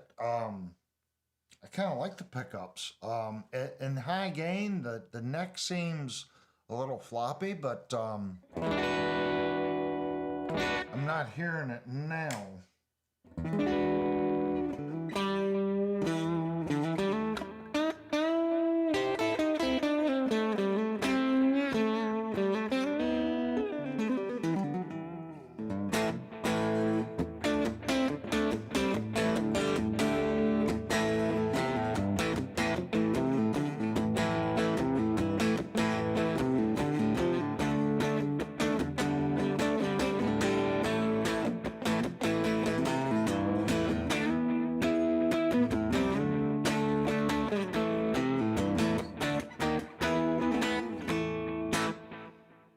It's actually quite spanky.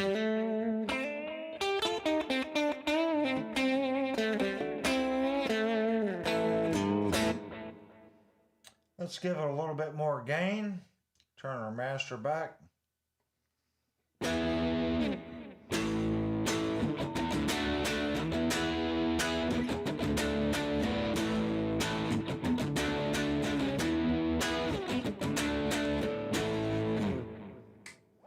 Bridge position.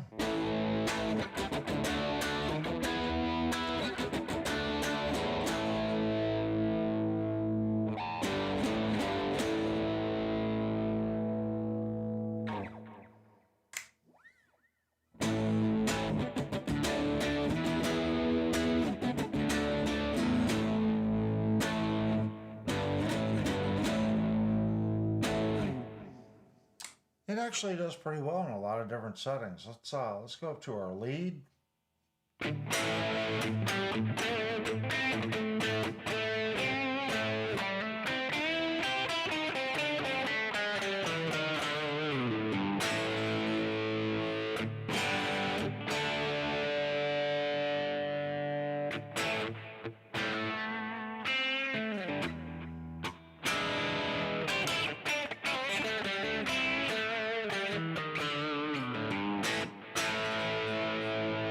It's got a little twang to it in the center position. Let's flip it over to our bridge.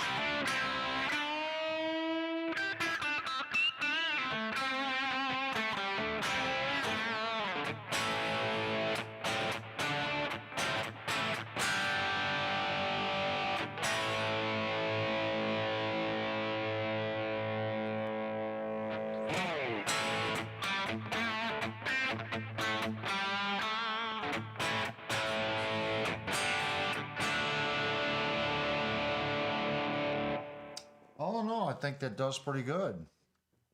This is a $399 guitar. I think the pickups in it are pretty good at this price point. We did a guitar, the Iceman, for Devastator. It was an Ibanez, and exact same price point. The pickups in this guitar are far better. I don't think I would, I don't think I would replace the pickups. I'm not hearing it. I mean, if you buy this guitar for a mod platform, sure, I get it. But if you're just looking for a beater, I don't see anything wrong with the pickups. It seems to play nice. We do have some high frets or not tapped in frets where they've come, out of the neck on the guitar. And the tuning keys. Those are the two issues that I'm seeing with the guitar. The tuning keys on this guitar are not very good. They're just not. It's like they're tight, and you got to put pressure to get it turned. Then when it turns, it like pops.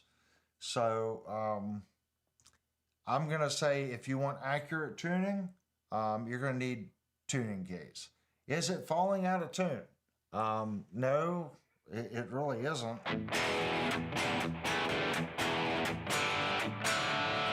So I don't think they're slipping. So if the feel of the tuner and getting it up to tune doesn't bother you, you might be able to leave them. But that would bug me when I'm tuning. That would really bug me. Let's go up to the special channel on this amplifier.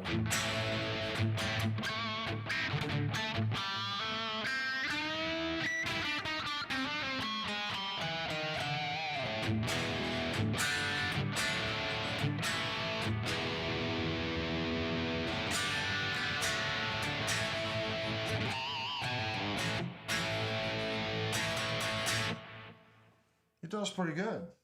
Let's switch it back over to the line 6 for some high gain.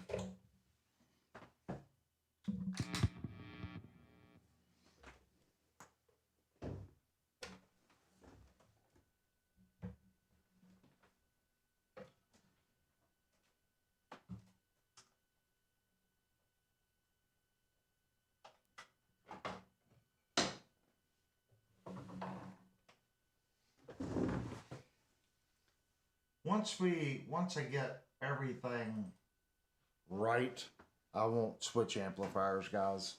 I'm having issues getting my signal path right on clean and crunch on the line 6.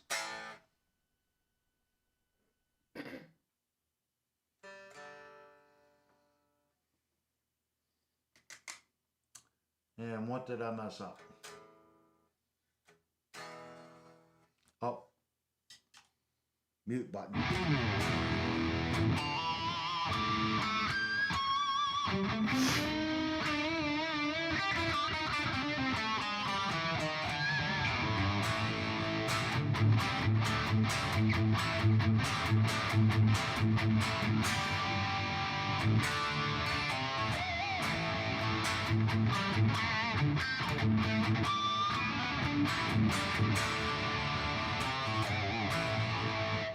It's got a heck of a mean sounding high gain.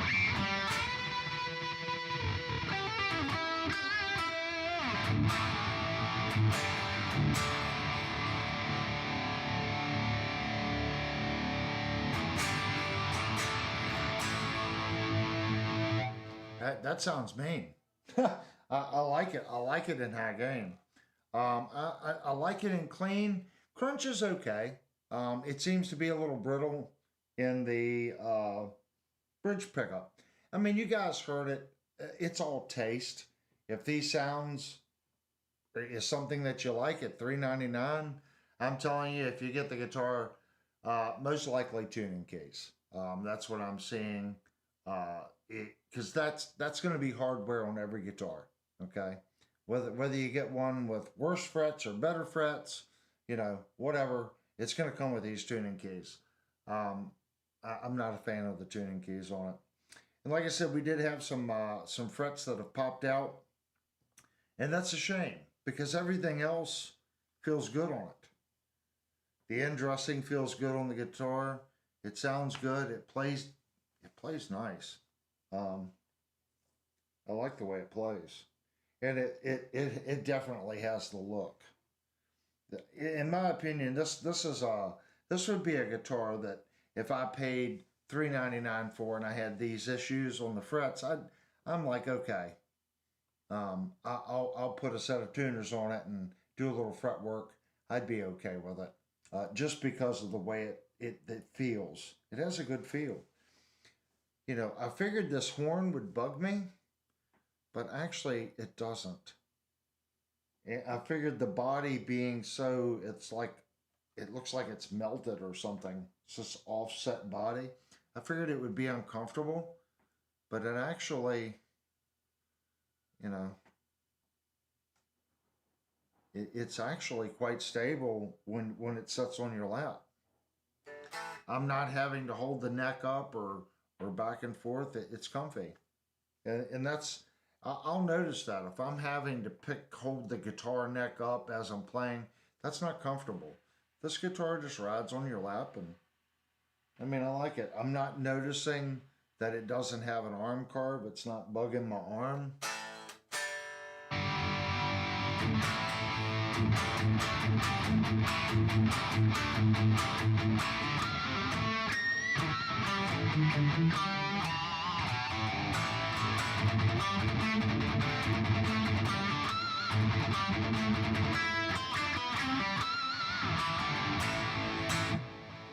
It's mean sounding. If you know the channel, guys, now if you had any questions, now's the time. We're trying to get the channel to the point where when I go back and edit the video, people coming in, it's a fluid review back and forth. I made some mistakes in this review. It wasn't as easy flowing as the last review. That's okay. It's a live review. And I will go back and put chapters in this video so you can come back at any time and go right to that particular point. And I'll cut out some sections so that way you can go right to that particular spot if you want to come back and watch a part of it. Do we have any questions or anything that we missed, Tom? Did you notice any buzz from the messed up frets? I did down here in the E. Down here, I brought that up.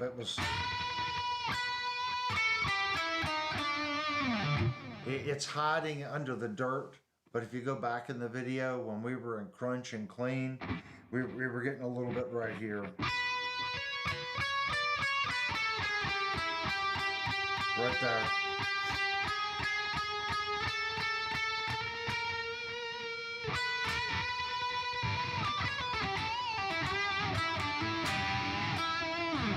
Distortion adds a lot. So I'm not picking up on it as much, but there was a little bit right here, and there was a spot in here. And the action on this guitar is set at 0.06, so it's not stupid low, and that's low for a factory setup. Most factory setups are like 0.065 or 0.07. Yeah, hon. Says you need a strap to check for dive. I do.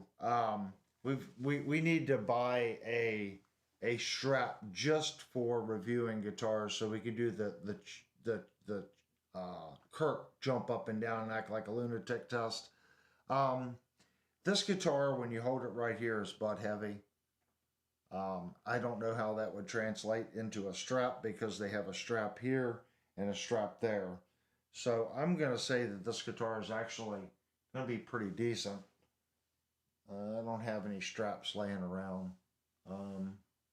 Actually, hon, right there on the machine, you see it sitting there?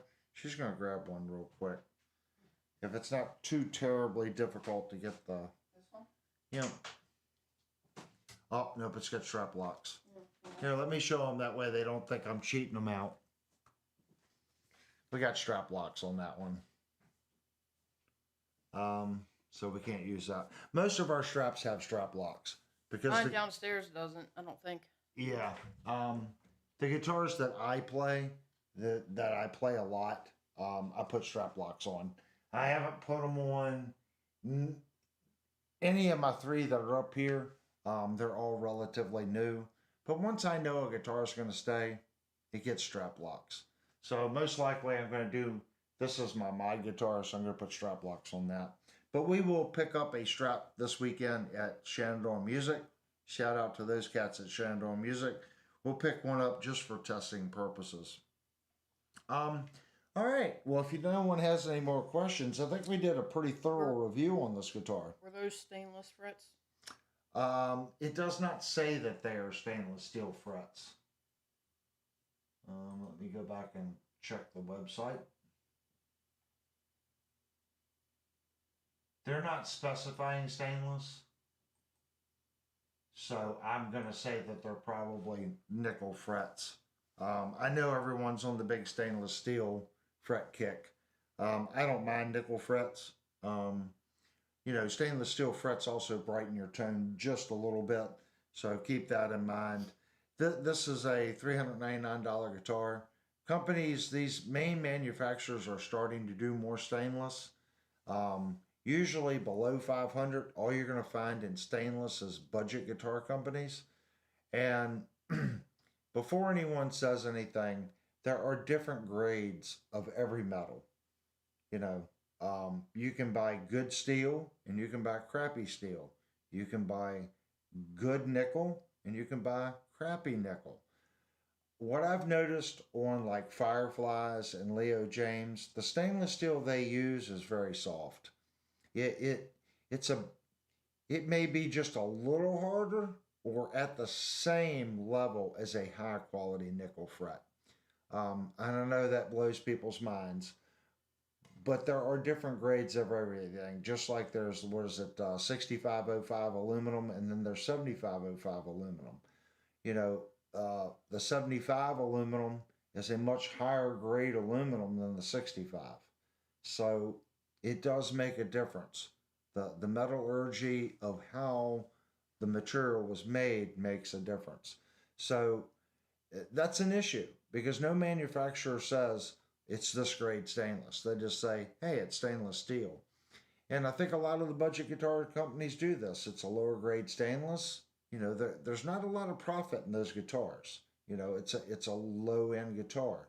So you can't expect them to be using a high grade stainless at these price points. I understand they're made in China. Labor rates are cheap in China, but it still has to be brought over here and resold. So at a $200 or $300 price point, it's really difficult to build a guitar and have a map price at 300 bucks. It is. And I've said it before, it's amazing some of these budget guitars even come out of the box and they're playable at some of the price points.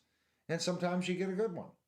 You know, we're here to look at all brands, whether it's, you know, Firefly, um, or Ibanez, Schecter.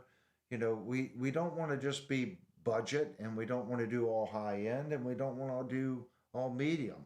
I mean, I have some mid price guitars, some what I call expensive guitars. Some people, the Schecter here isn't an expensive guitar, but it is for me. And then I have my lower price RGA Ibanez. So I don't necessarily think price is a good matrix to say, yes, I have quality, if that makes sense. And I know that sounds bad. Um, my Schecter, though, plays like an expensive guitar. It should. It's for me, that's a $1,600 guitar. It needs to play well. This Ibanez is a $450 guitar, and it plays well. This Schecter's a $400 guitar, and it plays well. It just has, in my opinion, low quality tuners, and we have some frets that have popped out. Um, if it wasn't, you know, I get the price point. You know, Schecter, I don't think you're going to lose too many people if you bump your price point just a little bit, or maybe bite the bullet and spend an extra $5 on a little bit better quality tuner. And I think your customer base would really like you. I'm not going to say anything about the frets. Um, my opinion on this is Schecter needs to go to the plant and see if they're putting CA in their curves before they're mounting the fret. There's 5 or 6 frets that have popped up. That's a lot of frets. So that's telling me it's a manufacturing thing. Um, either way, it's manufacturing.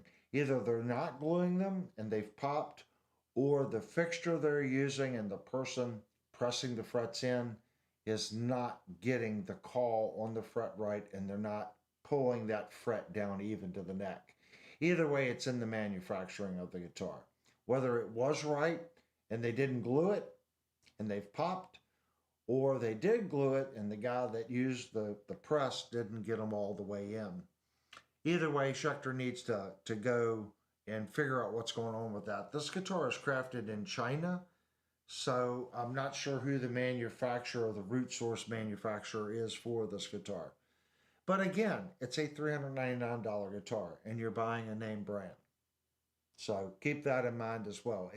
It's made to Schecter's price point. All right, if you know the channel, I need everyone that's bought this instrument to leave me a comment down below. How was your experience with the guitar? What did you receive? Did you have any problems? And what do you think of it? Okay, I don't care if you like it or if it's okay or you hated it. Those comments will help someone else thinking about buying it. Now, if you dislike the guitar, please make a comment. What was it that you didn't like? Just don't make a post where I didn't like it, it was junk. That doesn't help anybody. Put in there, I didn't like it, I thought it was junk for these reasons. Those are the comments that help other people decide whether or not they want to purchase it. And the exact same thing goes if you bought the guitar and you love it. Say, I bought the guitar, I love it, and I love it for these reasons. It plays easy, or I like the finish on the guitar, I like the sound of the guitar. Tell us why you like the guitar. That's what people need to see. All right, guys. I don't know if there was any super chats given, but there was. Yeah. Okay. Well, I want to thank anyone that gave a super chat to this channel. That's what funds the channel, and that allows us to buy instruments to give away. This month's giveaway is a Gretsch. Okay. It's a $309 map price guitar. If you want to enter to win the Gretsch, it's like the 25th of this month. We're giving it away. So you're running out of time to enter. You just have to go down, hit the subscribe button, make sure you're publicly subscribed so we can see that you're subscribed. Head over to Discord, get into giveaway room, guitar giveaway room, and say, I want to be entered into the guitar giveaway. And that's it. You're entered to win a awesome freaking Gretsch. If you want to know more about the Gretsch, go to our main channel, click on live, okay? Because it was a live review just like this one. Scroll down to where you see the Gretsch, click on it, and it's a full deep dive review on that guitar as far as testing the pickups, listening to it, checking the frets. That's exactly the guitar that we're giving away. The guitar also comes with a Gator gig bag. So it's about a $350, well, it is like $370 value by the time you figure everything. So doesn't cost anything to subscribe. Go down, hit the button. While you're down there, hit the thumbs up button. And if you think you can think of anything that will help this channel as far as being more professional or smoother, those comments really help because I'm trying to do the best possible reviews on YouTube. And I think for the most part we do. We do the most thorough reviews on YouTube, and it's live all the way through. There's no edits, there's no cuts, that's really difficult to do, guys. And it's really difficult to do if you watch some of our reviews that just slide right through and we just pep go. We had a couple little hang-ups on this one, but that's okay. That's part of the show. We have any other questions, son? I don't think so.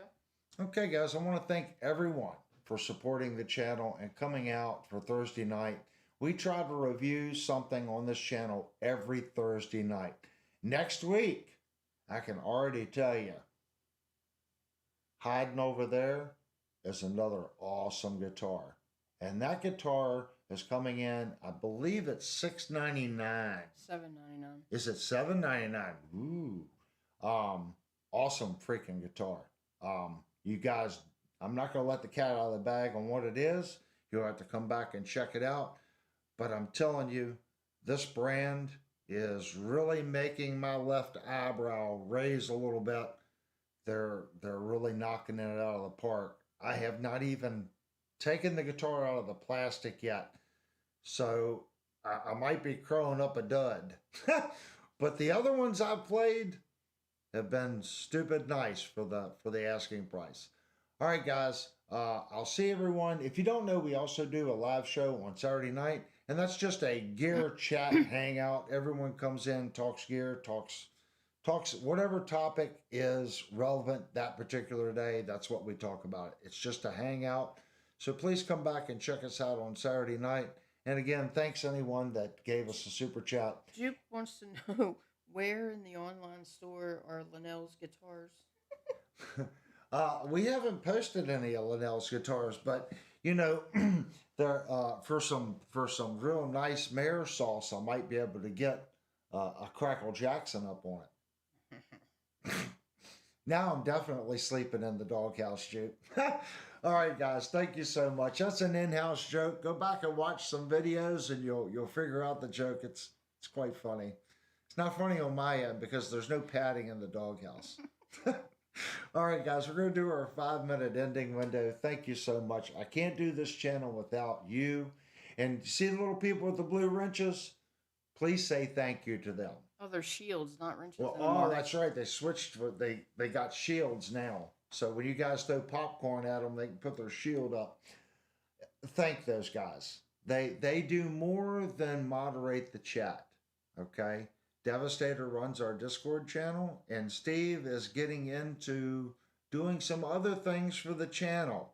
If you want to know what Steve is up to, because I don't know legal part on YouTube yet, but you want to go over to Discord and find out what we're up to. I think it's going to be cool. It's going to be very similar to our giveaways, but at a much higher stake. And it'll be up to you guys which direction we go. But you got to go to Discord to read about it. And I'm pretty sure Steve's taking care of that. And Devastator's running the channel.